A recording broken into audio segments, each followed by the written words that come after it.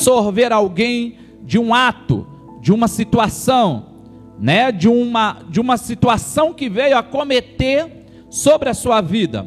Então, quando nós olhamos e compreendemos dentro da palavra de Deus também essa colocação de justiça, essa colocação de justificação, nós vamos ver de um modo perfeito o que realmente é justificar.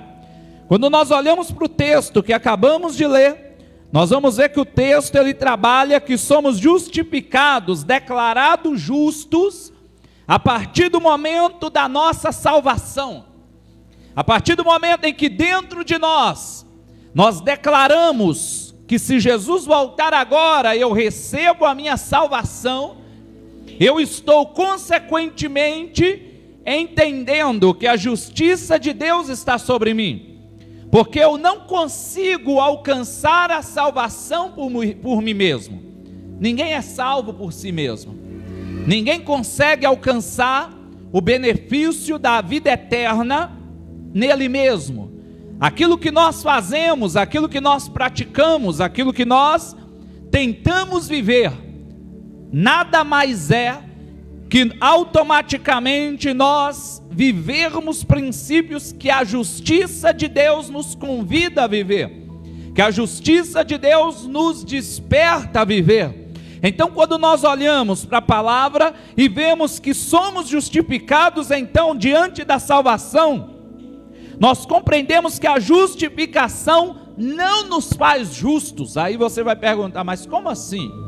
Porque não é esta questão, né, de ser justo no sentido humano que nos leva na glória, mas vemos que é a justiça declarada. Nossa justiça vem de colocarmos a nossa fé no trabalho completo de Jesus Cristo.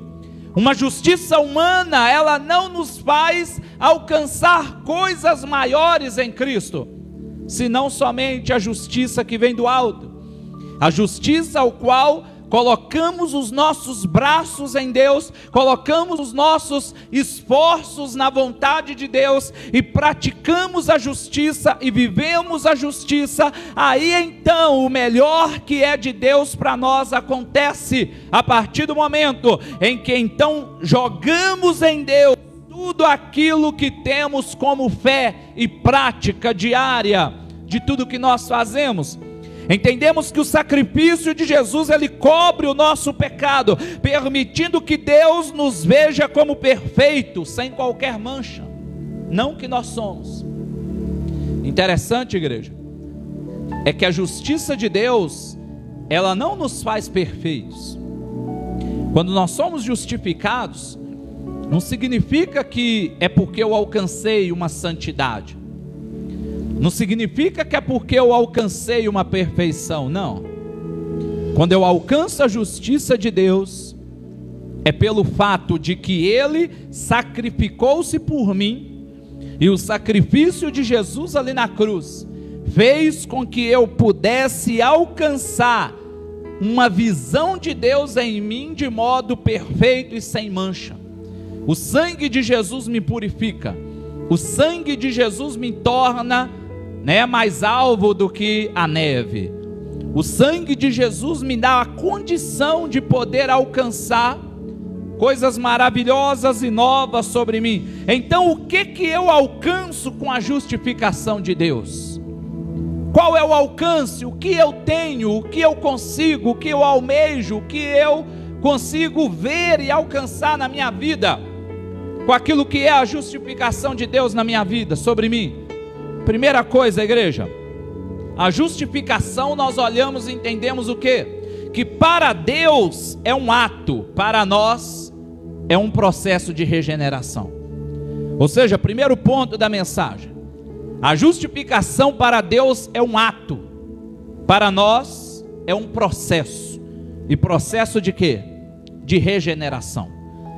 Quando nós olhamos para a justificação e olhamos para Deus, nós lemos aqui em Romanos capítulo 5, no verso 18, o texto sagrado diz assim, ó: pois assim como por uma só ofensa veio o juízo sobre todos os homens para condenação, assim também, por um só ato de justiça, veio a graça sobre todos os homens para justificação que dá vida. Igreja, veja bem uma coisa. A gente vê o que é um ato. É algo que vai acontecer em um modo espontâneo, um modo instantâneo, em um modo ao qual acontece, é feito e aquilo já é realizado completo. Então, quando nós olhamos para a justificação, ela é o quê? Um ato de Deus. Nós só alcançamos a justificação por quê? Porque Cristo morreu na cruz.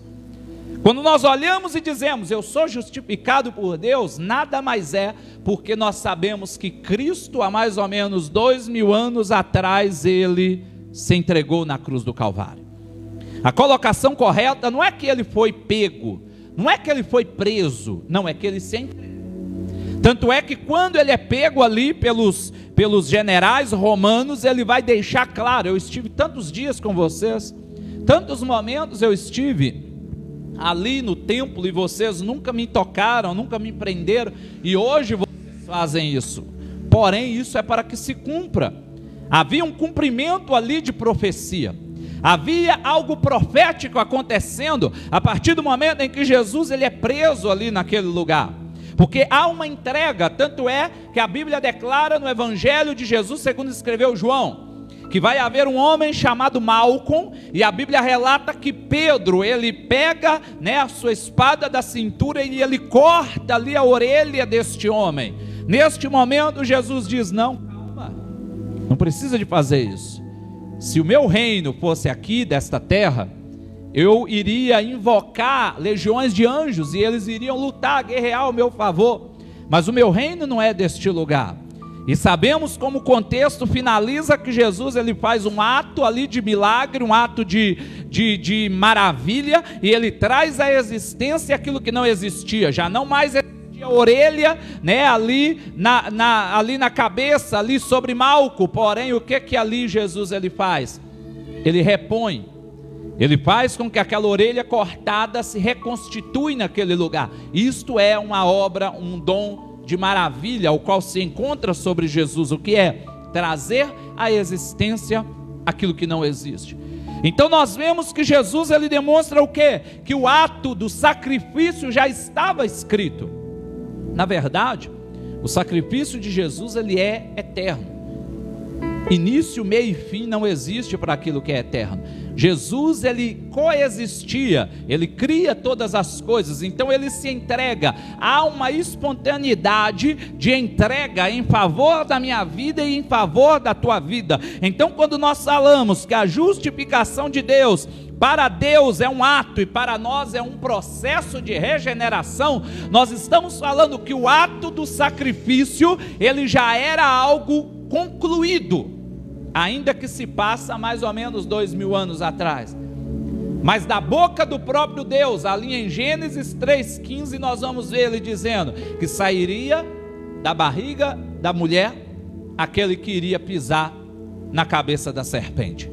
Ou seja, uma demonstração, uma tipologia do Messias, ao qual não se dava ainda o nome Jesus, mas sendo Messias, que viria nesta terra através da barriga de uma mulher, que hoje sabemos que foi Maria, hoje sabemos que se dá o nome Jesus, sairia esta criança que iria crescer, desenvolver e ia pisar na cabeça da serpente. Qual é o sentido figurado aqui da serpente?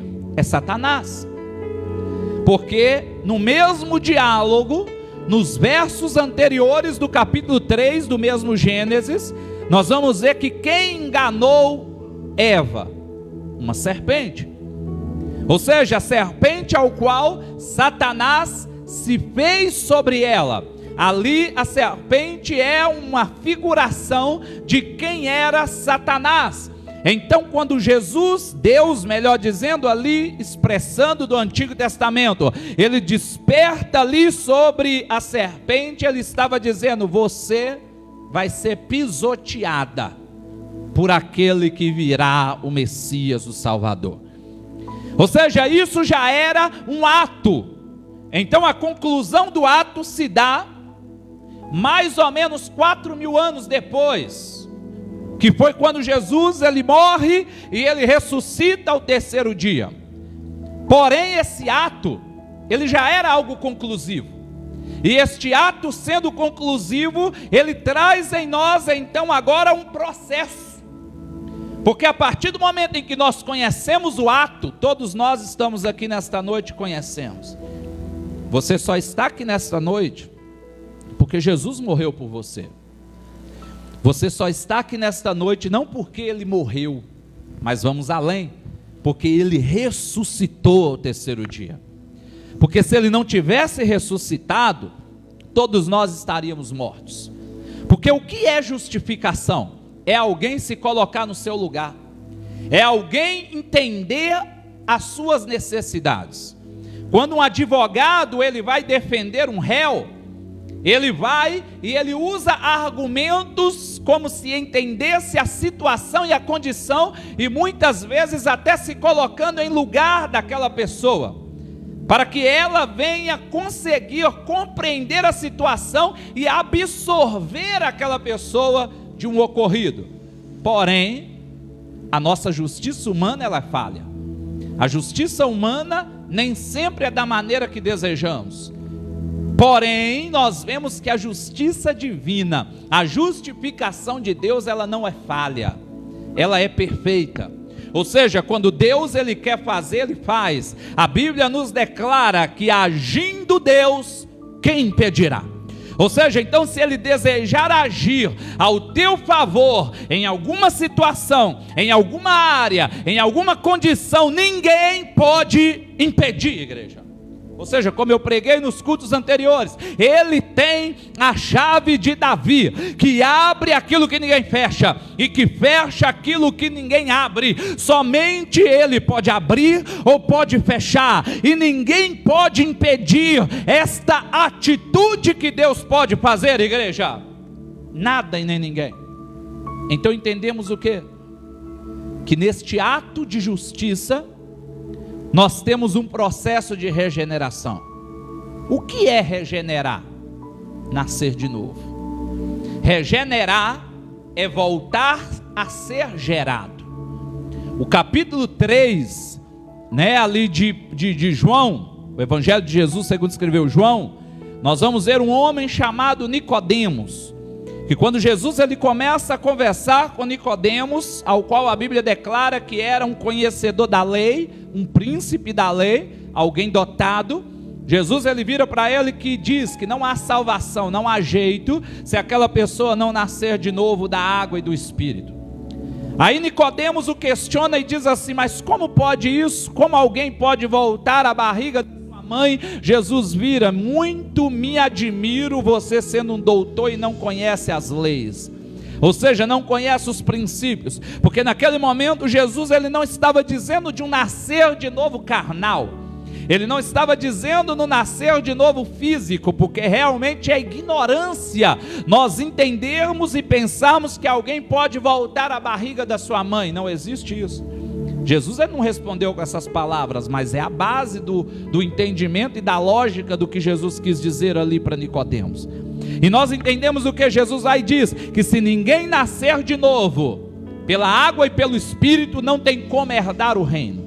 Não tem jeito, tanto é que o verso posterior que vem no verso 16 do mesmo capítulo 3, Jesus ele demonstra o que é esse nascer de novo, que é o João 3,16, porque Deus amou o mundo de tal maneira que deu o seu Filho unigênito, para que todo aquele que nele crer não pereça, mas tenha a vida eterna. Então nós vemos o quê? Que o nascer de novo é uma nova atitude. O nascer de novo é um novo modo de viver. O nascer de novo é um novo modo de agir. O nascer de novo é um novo modo de falar, um novo modo de executar as minhas tarefas. O nascer de novo é eu olhar para mim mesmo e entender que tem coisas diferentes. Então, no ato da justificação, nós vemos o que? Um processo de regeneração. Porque quando Jesus ele revela para nós a salvação através da sua morte e ressurreição, nós começamos um processo de ter uma vida diferente. Afinal, Tiago, ele vai dizer, no capítulo 1 ao 2, Tiago trabalha a ideia da obra. Ele vai dizer o quê? Que a fé sem obra, ela é o quê? Ela é morta. Quando Tiago trabalha isso na sua epístola, parece que ele está confrontando exatamente o capítulo 5 aqui, ó, que nós acabamos de ler de Romanos. Quando se trata da salvação pela graça, quando se trata da ideia da salvação pela fé, e quando Tiago ele fala no capítulo 1 que a minha fé, né, sem a minha graça, a fé sem obra, ela é morta, ela não tem valor, o que Tiago estava querendo dizer ali é exatamente um complemento da justificação de Deus, que não existe uma vida ao qual eu recebo o ato da justificação e não venha uma existência em mim de um processo de regeneração. Quem está entendendo aqui? Amém? Porque tem que seguir comigo para entender. Ou seja, não tem jeito do ato daquilo que é justiça, que é a morte e ressurreição, se eu não compreender e aquilo gerar em mim então agora um processo de regeneração, aquilo que eu sou gerado de novo, aquilo que há um novo nascimento. Se eu me embriagava, eu não me embriago mais, isso é uma regeneração. Se eu roubava, eu não roubo mais, isso é uma regeneração. Se eu mentia, eu não minto mais, isso é uma regeneração. Ou seja, se eu me prostituía, eu não me prostituo mais, isso é uma regeneração. Você já me entendeu? Tudo aquilo que estava no velho homem já não existe mais em mim, porque agora eu estou regenerando, eu estou nascendo de novo por causa do ato que eu descobri de Cristo Jesus na minha vida, igreja. Nós vemos isso diariamente, a mensagem da cruz. Lucas, de melhor dizendo, vai dizer perfeito: quem quiser vir após mim, negue-se a si mesmo, toma a sua cruz, dia após dia, e siga-me. Não existe evangelho sem cruz. Não existe evangelho sem renúncia. Não. A grande essência do evangelho é a cruz. E a cruz, ela gera em mim um entendimento daquilo que está, né, em João 16:33, no mundo tereis aflições, mas tem de bom ânimo. Isso é um processo de regeneração, igreja, um novo nascimento. Porque se eu vou para a igreja achando que meus problemas acabaram, alguém mentiram para você. Muito pelo contrário, às vezes os meus problemas só estão começando. Você já ouviu aquela história? Tem situações de pessoas que já viraram para mim nos momentos que eu disse assim, ó, que as situações que a gente aconselha, né, ó, tem que casar, tem que resolver a situação da sua vida. Aí tem pessoas, eu já tive situações de pessoas virar para mim e dizer assim, ó: ah, mas fulano, não sei quem do passado, fala que depois que casa começa problema. Aí eu tenho problema, meu relacionamento não vai bem, e N situações. E deixa eu te dizer uma coisa, espiritualmente falando, realmente a partir do momento em que eu estou ferindo aquilo que a Bíblia declara, não é o que a igreja declara, é o que a Bíblia declara. Leia lá 1 Coríntios capítulo 7, vai ser claro demonstrando que é melhor que fique solteiro. Paulo, ele deixa claro isso. Paulo, ele nos convida a ficar solteiro.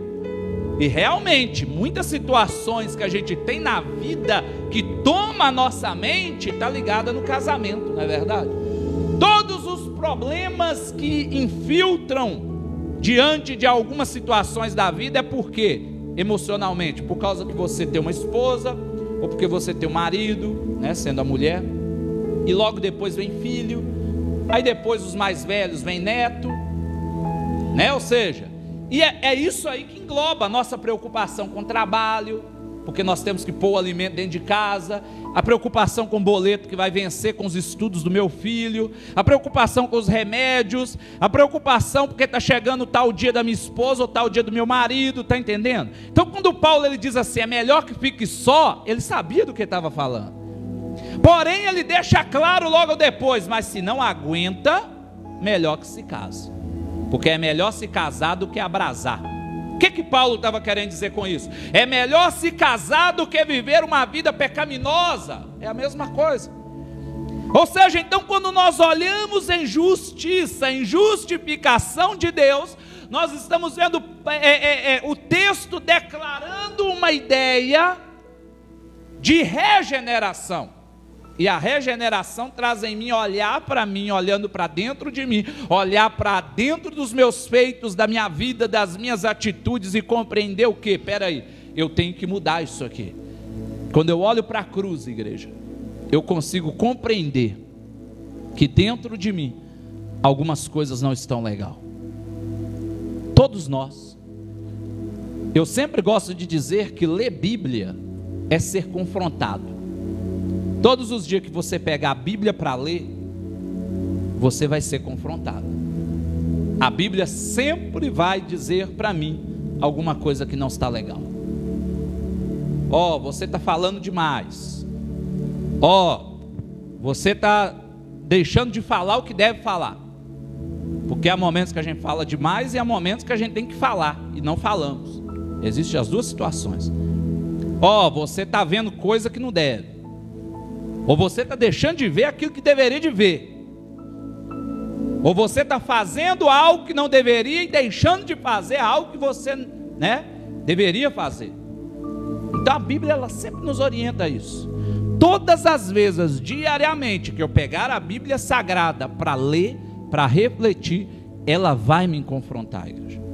Ela vai me mostrar algumas coisas que tem que mudar, ou que tem que fazer, ou deixar de fazer, ou executar, ou deixar de executar. Ela sempre vai me confrontar e vai me ensinar. Por quê? Porque isso é ser tocado a uma regeneração, a um nascer de novo, a uma vida diferente, a um processo diferente, a um evangelho diferente. Ou seja, o evangelho que massageia o meu ego não é evangelho. Ou seja, aquilo que massageia o meu pecado não é evangelho, porque o evangelho, ele confronta aquilo em mim que não está agradável. Ou seja, ele desperta, ele me convida, a sair da zona de conforto ou do comodismo. Ele me convida. Interessante que todas as vezes que nós saímos de uma zona de conforto, existe uma adaptação, e é uma adaptação perigosa, mas nós temos que nos despertar. Todos os dias, igreja, existe um perigo de entrarmos em zona de conforto em todas as áreas da nossa vida. Achamos que está bom certa situação, achamos que está ok uma área na minha casa, na minha família. Entendo que a minha área de trabalho, tá bom, não vou mudar nada não. Aí estagnamos e deixamos de crescer e desenvolver os meus sonhos, meus projetos, a minha família, meus negócios. Por quê? Porque eu estou em um comodismo. Porque despertar de comodismo e zona de conforto muitas vezes dói. Traz em nós o quê? Ter que mudar, transformar algumas situações, mudar a rotina, mudar desejos, renunciar a algumas coisas, quando nós queremos alcançar coisas novas. Ou seja, igreja, entenda uma coisa: o ato de Deus nos leva a um processo de regeneração. Olha para a cruz, olha para a cruz. O salmista, ele declara: olhei para o monte mais alto, de onde me virá socorro. O meu socorro vem do Senhor, que fez os céus e a terra. Ou seja, hoje nós podemos até dizer mais amplo este momento do salmista, porque até então não existia a cruz. O salmista estava falando dos montes Sião, ele estava falando, da ideia daquilo que era a presença de Deus sobre os altos.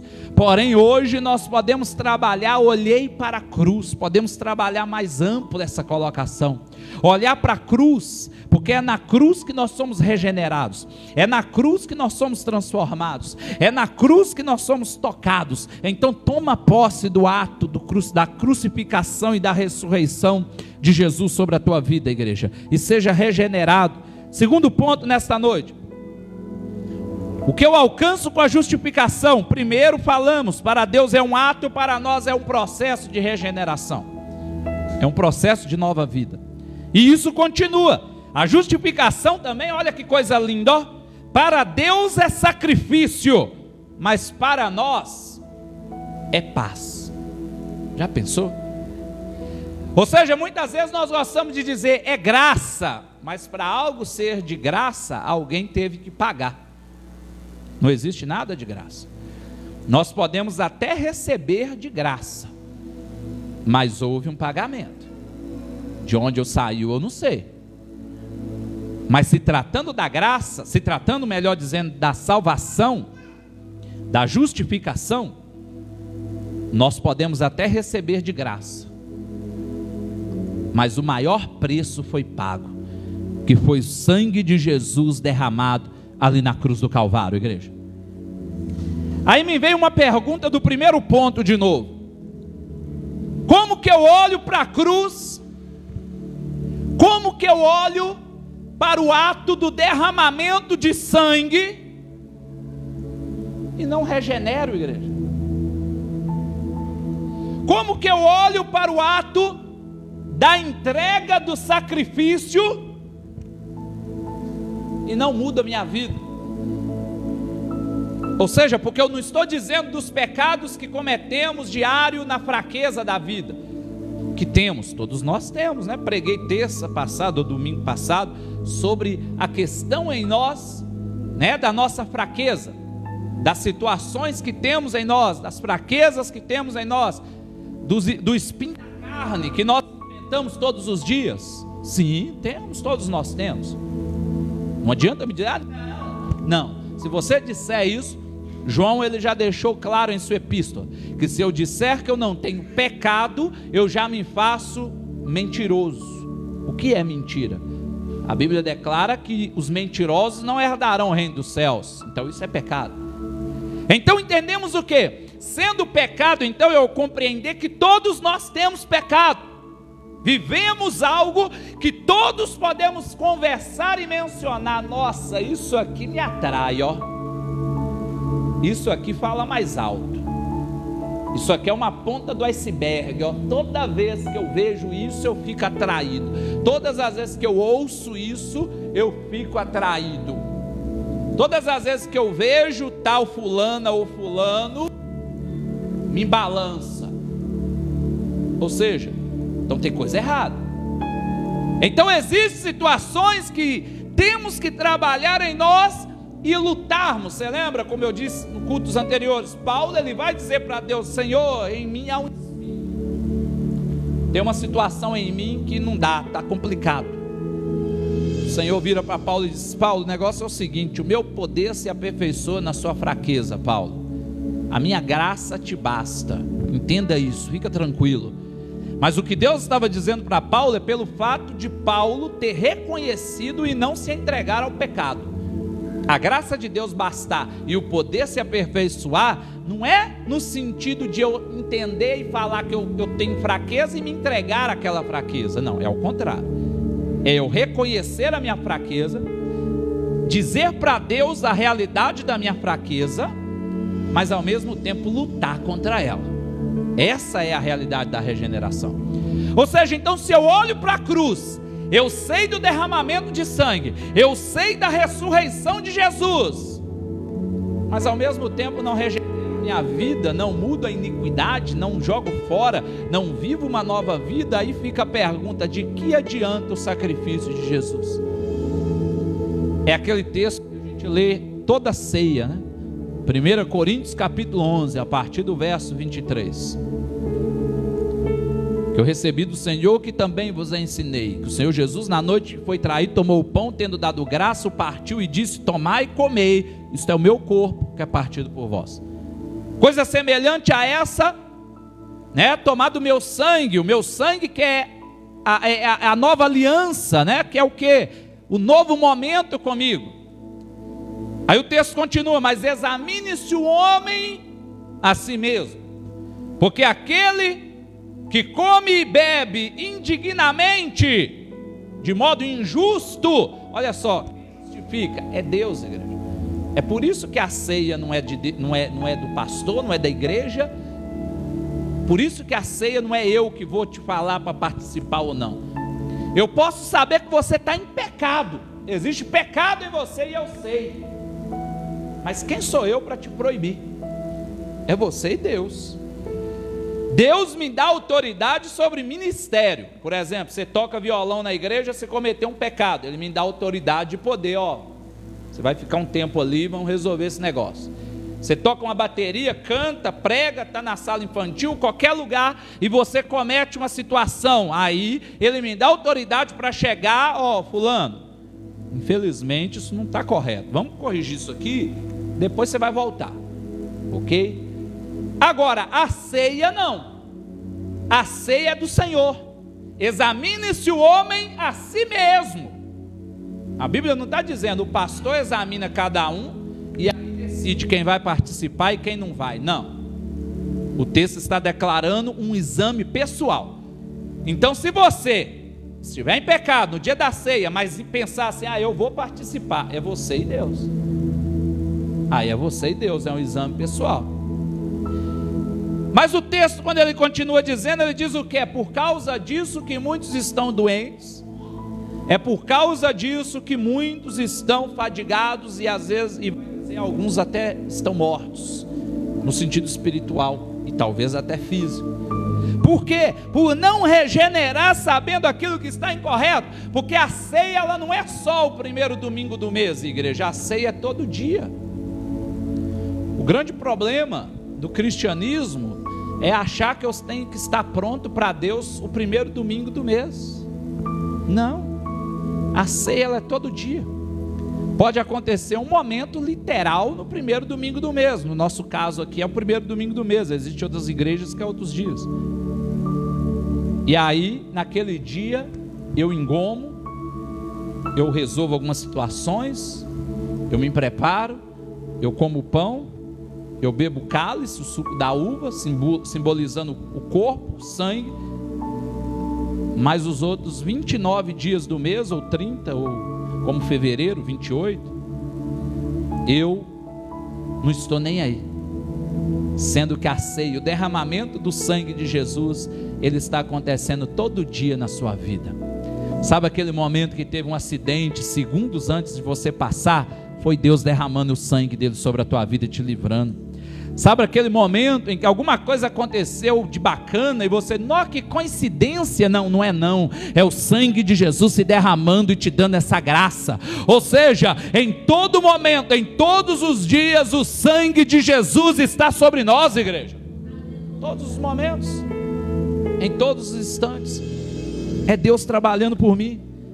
Então, se para Deus essa justificação é sacrifício, para nós é paz. É o segundo ponto.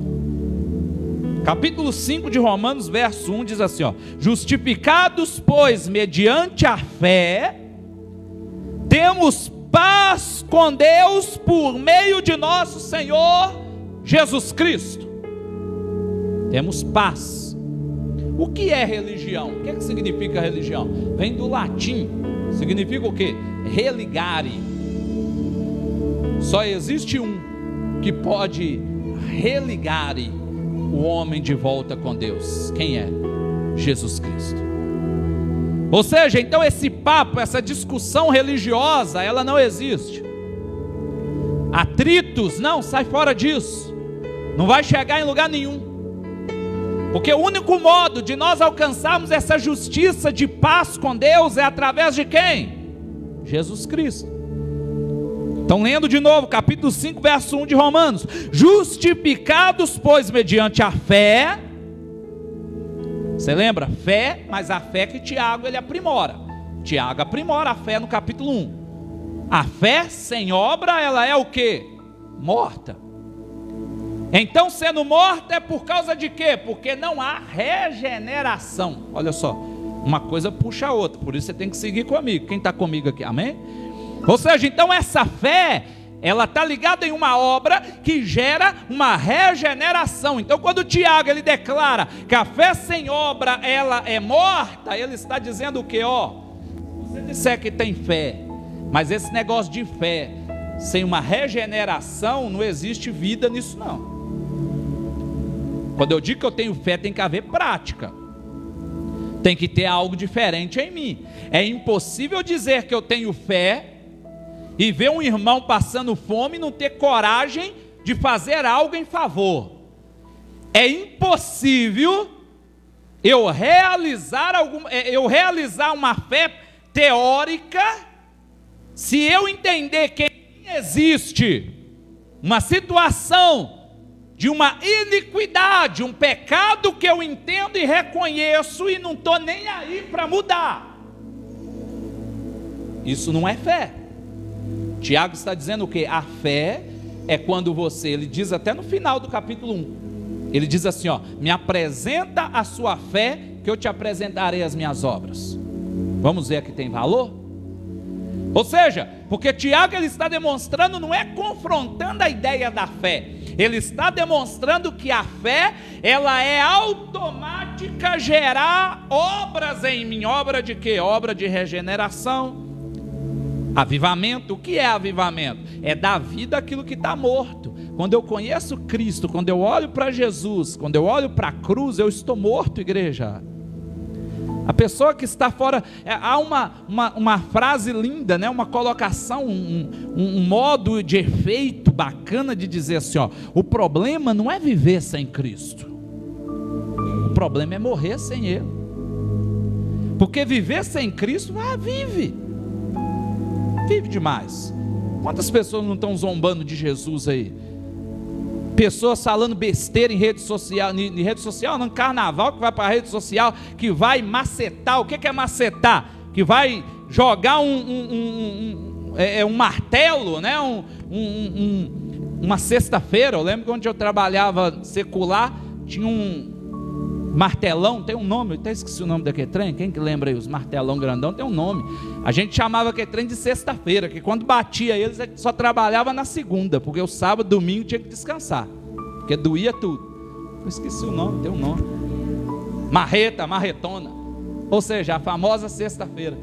Ou seja, a gente vê, então vai jogar marreta, vai martelar, macetar, que besteira. As pessoas não sabem nem o que está falando, brincando com aquilo que é Cristo.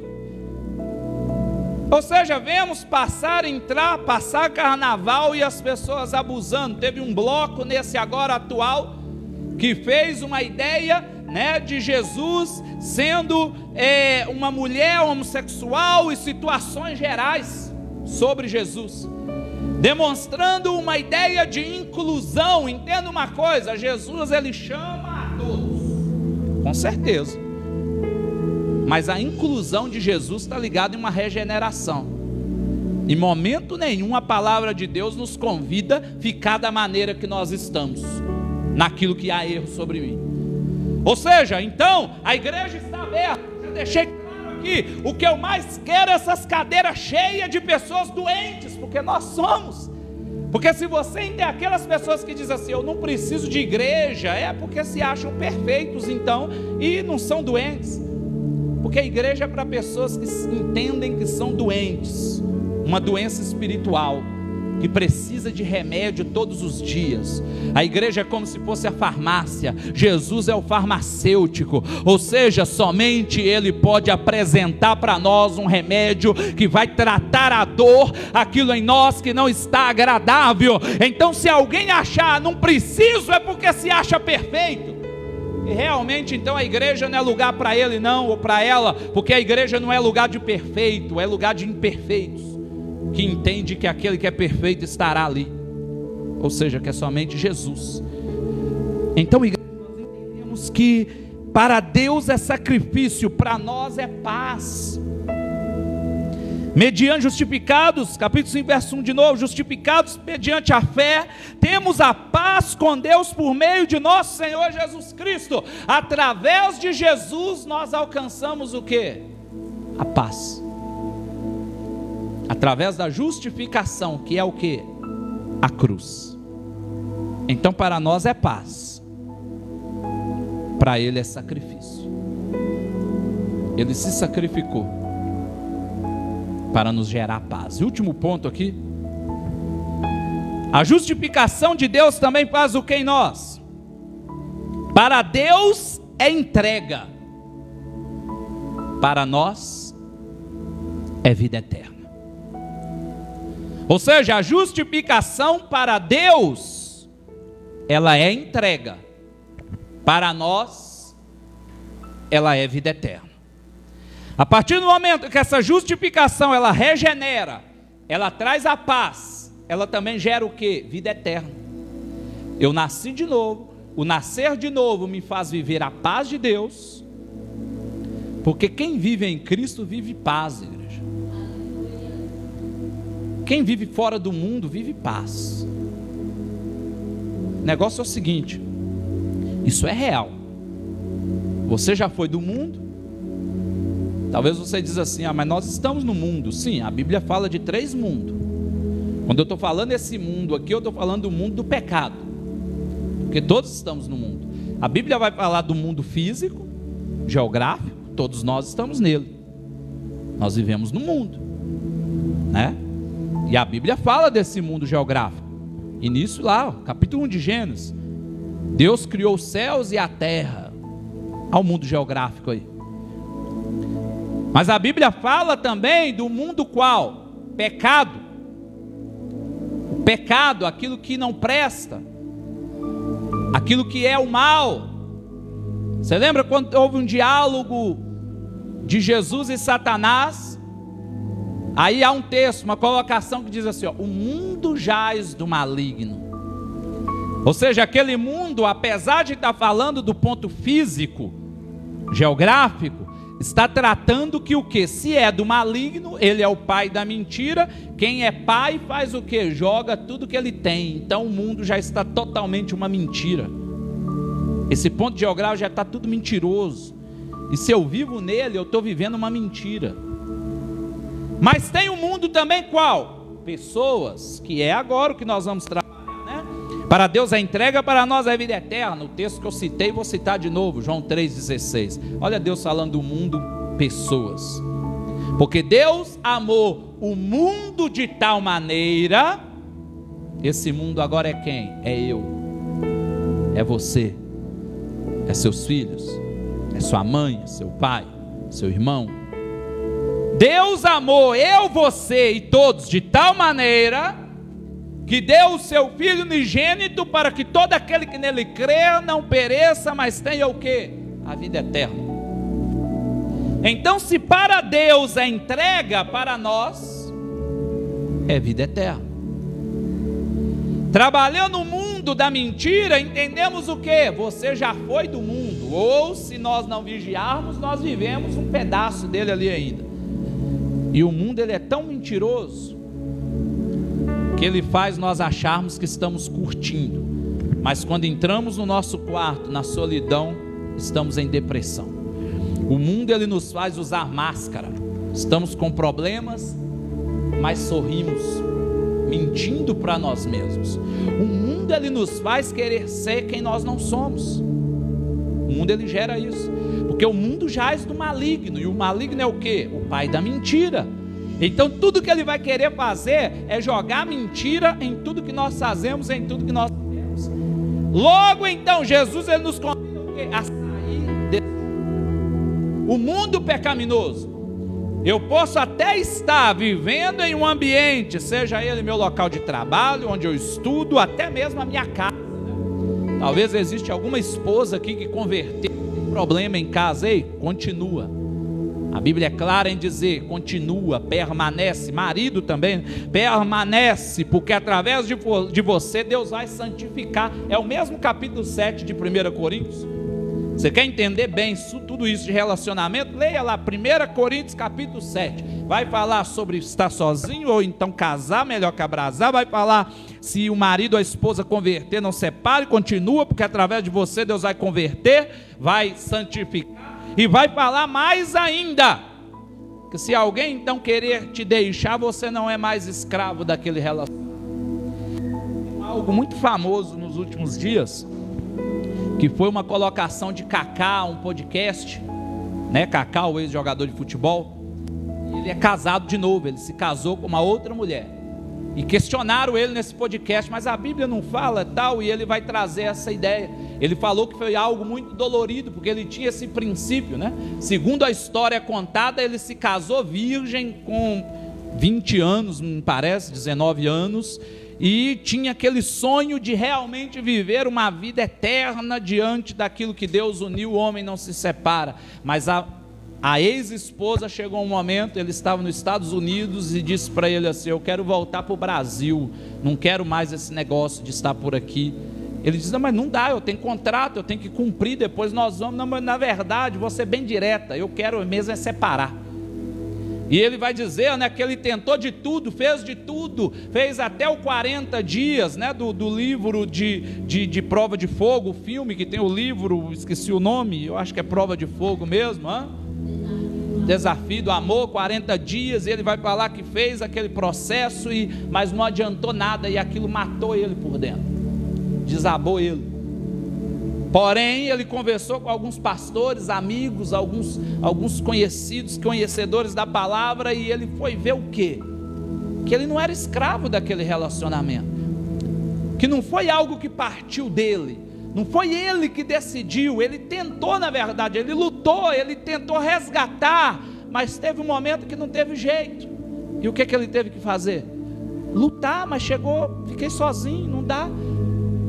E dentro dele ele sentiu uma paz, entendeu que poderia relacionar, e casou novamente, né, outra mulher, e assim foi. E se encontra na presença de Deus. A outra, que era a companheira, pelo que eu andei observando, não está. Ou seja, não quis. Nós percebemos o quê? Trazendo a ideia de que, né, falando do capítulo 7, 1 Coríntios, que eu abri uma aspas, leia lá, você vai ver que ali se encontra um manual rápido daquilo que é o relacionamento. Se você escolheu casar, então é para sempre.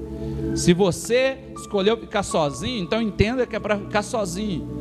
E isso, Jesus vai dizer sobre isso no capítulo 19 de Mateus, que isso não é uma opção, isso é um ministério.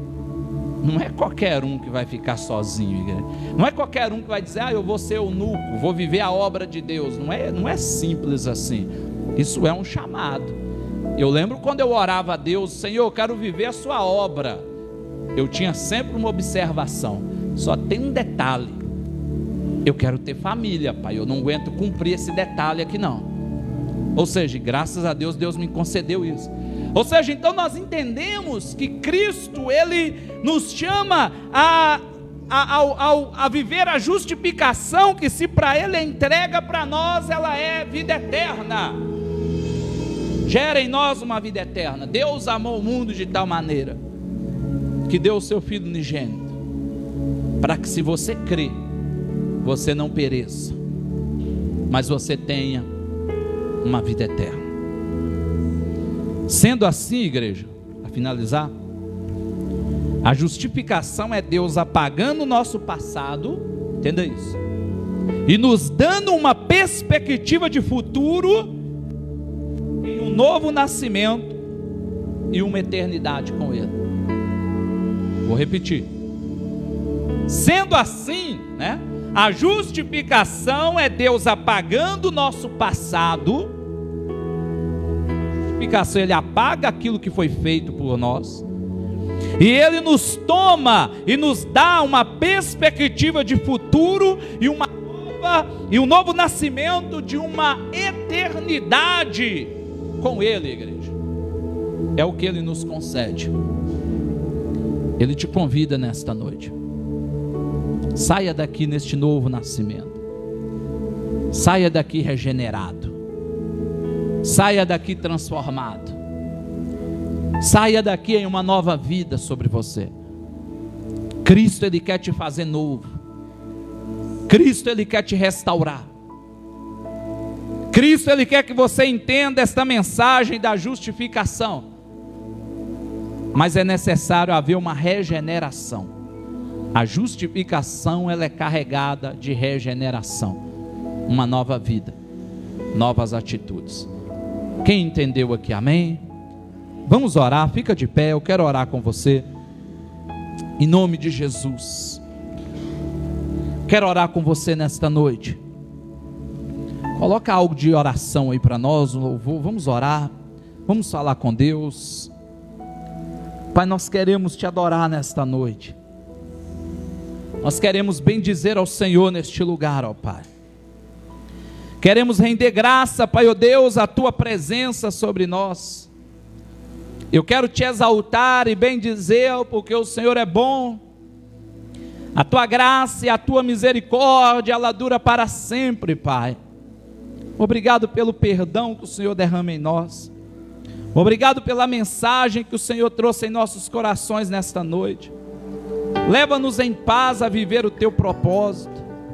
A tua palavra nos declara, Pai, ó Deus, que se para o Senhor é sacrifício, para nós gera paz. E eu creio nisso, ó Pai. Eu creio nisso. Ó Pai, sabemos que não há nada melhor, não há nada mais agradável que vivermos o teu chamado, que vivermos o teu desejo, que vivermos, ó Deus, o que o Senhor tem para a nossa vida, Pai. Sabemos, Senhor Jesus, que precisamos viver o teu chamado, o teu desejo. Sabemos, ó Pai, quantas vezes conhecemos algo do mundo, algo lá de fora. Quantas vezes conhecemos as coisas que não pertencem ao Senhor, mas o Senhor aviva a nossa fé, aviva a nossa vontade, aviva os nossos desejos de fazer o que o Senhor quer, Pai, o que o Senhor tem para nós. Então nesta noite, eis-nos aqui na tua presença, eis-nos aqui no teu chamado, eis-nos aqui no teu desejo, ó Pai. Ó Deus, se encontra homens e mulheres, jovens, crianças, vidas que nos ouvem, seja aqui, seja, ó Deus, se estiver ali naquela live, ouvindo de modo normal, ó Deus, eu creio que estão sendo edificados, porque a justificação do Senhor nos dá uma condição de alcançar as maravilhas sobre a nossa vida, ó Pai. Obrigado, Senhor. Obrigado pelo teu poder, pela graça. Obrigado, ó Deus, pelo perdão, pela justificação que o Senhor derrama sobre a nossa vida. Obrigado, Jesus. Nós estamos aqui, desejamos viver uma nova vida, um novo momento. Ó Deus, nós não queremos uma igreja cheia, somente em números, mas nós queremos uma igreja, Pai, ó Deus, cheia de regenerados, de vidas que desejam viver algo novo, ó Pai, em nome de Jesus. Obrigado, ó Pai, obrigado, Jesus. Não há algo melhor, não há lugar melhor para vivermos, senão na Tua presença. Nós oramos nesta noite, abençoa estes homens e mulheres aqui, que esta palavra venha gerar diferença, que essa palavra venha gerar transformação, que essa palavra venha gerar mudança em nós, que essa palavra faça, Pai, ó Deus, coisas novas em nós. Nós precisamos, ó Pai, de viver o Teu querer, de viver o Teu chamado, de viver o Teu desejo, de viver o que o Senhor tem para nós. Nós precisamos de viver, ó Pai, tudo que o Senhor tem para os nossos corações. Ó Deus, nós precisamos de viver o Teu chamado. Nós precisamos de olhar, ó Deus, para o Teu querer, para aquilo que é o Evangelho do Senhor. E aqui, esses que nos ouvem, ó Deus, seja aqui na igreja, na live, ó Deus, que sejam vidas transformadas, que essa palavra da cruz do Evangelho não venha, ó Deus, afastar, mas que venha aproximar vidas do Senhor, em nome de Jesus, ó Pai. Nós precisamos nascer de novo, nós precisamos ser justificados. A justificação do Senhor gera em nós uma transformação, uma regeneração. Seja regenerado nesta noite, igreja. Só você e Deus sabe. Existe algo que precisa de ser transformado, e você e Deus sabe. Então começa a regenerar nesta noite. Aquilo que é a justificação da parte de Deus é um ato. O que Ele tinha que fazer, Ele já fez. Ele já fez, foi um processo, um ato que aconteceu. Mas em nós é todo um processo de regeneração. Cabe em mim, cabe em você abrirmos a nossa boca e confessar a Ele, fazermos algo diferente, algo novo, em nome de Jesus. Então declara a Ele, confessa a Ele como o único e suficiente Salvador da tua vida. Confessa a Ele como aquele que pode salvar e fazer algo novo na tua vida. Regenera a igreja. Permita a Ele trazer paz. Permita a Ele trazer paz nos seus sonhos, nos seus negócios, na sua casa, na sua família, no seu casamento, seus relacionamentos com seus filhos, com seus pais. Ele quer fazer isso. Aquilo que é o ato já foi feito. Agora, olha só, se para Ele foi um ato de sacrifício, para nós é a paz. E esse sacrifício que é a justiça traz paz, igreja. Então receba. Eu vos dou a paz, a minha paz vos dou. Não vou lá dou como o mundo dá. O mundo é mentiroso, o mundo é uma mentira, e Ele te dá a paz verdadeira nesta noite. Receba neste lugar. Conforme esse hino da oração, você já esteve em outros lugares, você já esteve em tantos lugares, mas não há lugar melhor, igreja, que está na presença de Deus. Seja regenerado nesta noite. A justificação de Deus está sobre a tua vida. Receba esta palavra. Receba esta palavra em nome de Jesus. Você que crê, diga amém em nome de Jesus. Amém, igreja. Graças a Deus. Louvamos ao Senhor. Toma o teu assento. Que Deus te abençoe em nome de Jesus. Graças a Deus. Obrigado, Pai, por esta palavra. Obrigado pela mensagem. Obrigado por revelar em meu coração este texto, esta palavra para esta noite, na tarde de hoje. E creio, ó Deus, que através dela o Senhor falou em corações, em vidas, seja na live, seja aqui presente. Eu creio, Pai, que de alguma forma o Senhor salvou vidas, regenerou corações, em nome de Jesus. Amém, igreja? Sabe quando que veio essa mensagem no meu coração? Ontem, quase meia-noite, um amigo meu me ligou lá de Barão de Cocais para conversar comigo. Foi logo após a energia voltou. Aí acabou que ali eu fiz algumas coisas e estava ali fazendo Tabata dormir, e ele me ligou umas 11h30 da noite, precisando de uma ajuda para terminar um sermão que ele está ajudando o pastor da igreja onde ele congrega e ia pregar hoje. E ele tinha a ideia da pregação, o impacto que o sacrifício de Jesus gera na nossa vida. E conversando com ele, me veio a mensagem da justificação. Eu até brinquei com ele hoje, mandei para ele: seu sermão está pronto? O meu está aqui, ó. Ou seja, às vezes Deus ele revela algumas coisas para nós em momentos que a gente nem espera. Eu já falei outras vezes aqui, eu já preguei mensagem que Deus trouxe no meu coração ouvindo música infantil com Radassa e Barros. Radassa dançando ali, mais novinha, né? Um pouco maior que Tabata, 2 anos de repente. Eu olhei, ué, aí dá uma mensagem boa. E ali nós ministramos. Ou seja, então deixa Deus falar com você, regenera a sua vida. É uma palavra complicada, porque usa algumas palavras diferentes, mas eu tentei simplificar o máximo possível, para que você consiga entender da maneira que eu entendi. Porque às vezes a gente entende uma coisa e não consegue passar aquilo que entendemos. Eu espero que tenha sido passado para você aquilo ao qual eu entendi, compreendi e trouxe para a minha vida, que você leve para a sua também. E você também da live. A live funcionou aí? Como é que está? Então que Deus te abençoe, você que está aí, tá um prazer ter você com a gente, que esta mensagem possa ter falado em seu coração, você regenere a sua vida, viva aquilo que Cristo tem para você, tá bom? Em nome de Jesus. Se precisar de algo, chama a gente aí, estaremos respondendo, conversando, tá bom? Pode mandar mensagem, orando com você, tá? Graça e paz. Terça-feira estamos de novo às 19 horas. Deus te abençoe, graça e paz. Amém, igreja? Louvamos a Deus então, que você vai em paz. Deus abençoe sua vida, Deus abençoe teu coração, tudo que você venha fazer, que você venha viver.